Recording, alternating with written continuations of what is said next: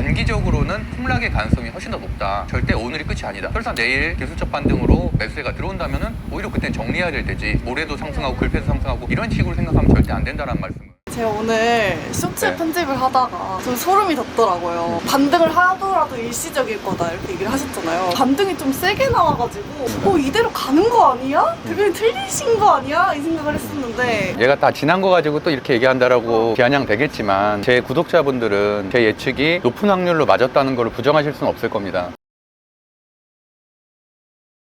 이틀 전에 방송 분명히 이렇게 말씀드렸어요. 단기적으로는 폭락일 가능성이 높다. 내일이나 모레 반등을 하더라도 그때 비중을 정리해야 된다는 식으로. 손절이 되겠죠. 익절인 분들이야 뭐가 걱정이겠어요. 지금이라도 아무 때나 정리하면 되지만 결국엔 손절인 분들이 문제인 거잖아요. 내가 마이너스 30%야 마이너스 40% 50% 가고 있는데도 어쩔 줄을 몰라 하는 게 문제인 건데, 어제 세게 반등이 나왔단 말이죠. 코스피 같은 경우도 장대 양봉이 나왔고, 코스닥 같은 경우는 한 2.5%짜리 장대 양봉이 나왔어요. 그냥 웬만한 종목들은 5%에서 막 10% 오른 종목도 있었거든요. 그래서 이거 뭐야, 추세 전환한 거 아니야? 이렇게 얘기하시는 분들이 실제로 있더라고요. 그래서 제가 아니다, 일시적인 현상일 뿐이고 단기적으로 좀 폭락이 나왔기 때문에 2주 동안 코스닥이 한 8% 이상 하락을 했거든요. 급락에 따른 기술적 반등일 뿐이지 올라왔을 때가 정리할 때다, 기회다라고 말씀드렸는데, 아니나 다를까 이스라엘에서 또 이란의 핵시설 근처에다가 뭔가를 또 쐈다는 기사들이 나오기 시작하면서 미선물이 장중한 때는 거의 마이너스 2%까지 급락을 했었고, 코스피, 코스닥 모두 장중한 때 2.78%까지 급락을 했었습니다. 다행히도 좀 아래 꼬리를 달면서 올라오긴 했지만 그렇다고 해서 절대 끝나지 않았다. 조정은 다음 달까지도 계속 이어질 것이라고 저는 예상을 하고 있습니다. 1년 내내 반도체와 배터리가 이끌면서 올해 3월까지 계속 오르기만 했다는 말이에요. 미국 S&P 500, 다우존스, 나스닥 모두 신고가였어요. 신고가가 5개월 동안 이어졌어요. 30% 조정은 얼마든지 있을 수 있는 일입니다. 거기다가 플러스해서 악재가 모두 하루 간격으로 발생을 했어요. 거기다 오늘은 이스라엘이 이란에 반격까지 했어요. 악재밖에 없는데요. 근데 도대체 뭘 믿고 산다는 거냐 라는 말씀을 드린 것처럼, 그리고 여기선 세 가지 솔루션이 있어요. 공포감을 조장하면 사실은 책임 있는 답변이 아니라고 저는 생각을 하고요. 세 가지로 좀 말씀드리고 싶은데, 첫 번째는 일단 손절이에요. 사실 많이 하락을 했고 조금 올라오긴 했지만 역시나 좀 하락 추세가 있거든요. 특히나 반도체들은 한 달 전부터 정리하라고 말씀드렸었고, 최근에 강조했었던 실적주들이 오늘 많이 올라왔어요. 미용기기, 화장품, 방산 같은 경우는 지난주 말씀드렸는데 그 이후에도 하락장임에도 계속 상승을 했거든요. 컴텍코리아 같은 경우는 6%까지 상승했어요. 그러니까 1%때 제가 말씀을 드렸었는데 실적이 찍히는 종목들은 강해요. 현재 반도체는 왜 그럼 못 올라가냐? 반도체 1년 내내 올랐으니까 올해 1, 2, 3월에 엄청나게 올랐기 때문에 당연히 하락할 수밖에 없는 거고, 절대 지금은 반도체를 살 때는 아니다. 실적주들은 일정 부분은 실적 시즌에 맞게 좀 상승하고 있다 정도로 보시면 될 것 같고, 본격적인 투자자들은 본인이 포트폴리오에 갖고 있는 많은 종목들 중에 약한 것들이 있어요. 하락하고 있는 추세에 있는 것들, 또는 인기가 없는 종목들이죠. 반도체도 아니고 방산이나 미용기기나 화장품이나 이렇게 실적이 좋은 것도 아니고, 그렇다면은 정리해야 됩니다. 그래야지 마이너스 30%인 게 마이너스 50%가 안 돼요. 20%가 별거 아닌 것 같죠? 20%가 본전이 되려면 40% 가까이 올라야 돼요. 그게 무섭다는 거예요. 내가 어버버하고 있는 동안 더 빠지면은 몇 년 동안 탈출 못하는 계기가 될 수도 있거든요. 내가 적극적인 투자자면은 리스크를 감수하고라도 손절을 하고 강한 종목으로 갈아타야 되고요. 제가 추천했던 종목들 보시면 알 거예요. 단기적으로도 수익을 내던가, 그게 아니면은 손절하고 그냥 현금을 들고 있어야죠. 지수가 안정될 때. 그럼 지수가 안정되는 건 어떻게 하느냐? 장기 이평선인 61선이나 121선이 위에 있어야 돼요. 지수가. 오늘 같은 경우는 120선은 지지를 다행히도 했지만 아직까지는 부족한 상태입니다. 61선, 120선이 내려오고 그 위에 지수가 위치한다면 그때부터는 한번 시장을 살펴볼 필요가 있다. 주도주를 또 찾아야 되니까 초보자들은 일단은 매수, 매도를 멈춰야 됩니다. 왜냐면 초보자들은 손절을 뭐 해야 될지도 몰라요. 단타 친다고 무슨 전쟁 관련된 주 들어가지 말고 가만히 있다가 지수가 결국에는 5월 중순 정도 되면 어느 정도 안정을 될 거란 말이죠. 그때쯤에 돼서 뭐 FOMC 회의나 또 다른 호재가 나올 가능성도 있기 때문에 이동평균선이 2개 이상 깔린 걸 확인하고 그때부터는 천천히 좀 사가면 된다. 6월, 7월쯤 되면은 다시 한번 어느 정도 상승 추세로 나올 가능성이 있기 때문에 두세 달 정도는 조심해야 된다는 게 제 현재 오늘 날짜로의 전망입니다.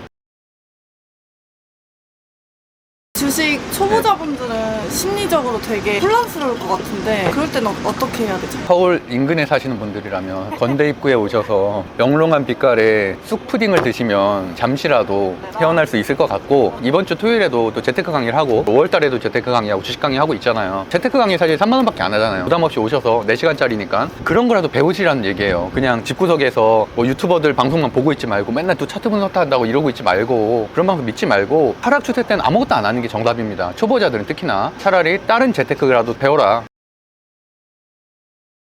부동산뿐만이 아니라 수많은 것들을 하고 있기 때문에 주식장이 다 좋아지면은 지금부터 적극적으로 비중을 늘릴 때라고 말씀드릴 테니까 그때 하면 된다는 겁니다. 그때 왜 저라고 손실이 없겠습니까? 하지만 저는 21선 코스닥 이탈할 때부터 계속 손절을 해봤어요. 그렇기 때문에 지금은 걱정이 덜한 것 뿐입니다. 이번 달에만 거의 2천 이상 손절했어요. 그러니까 그렇게 손해를 미리 봤기 때문에 지금 손해를 덜 보는 거예요. 손절은 필수다라는 말씀을 마지막으로 드리겠습니다. 감사합니다.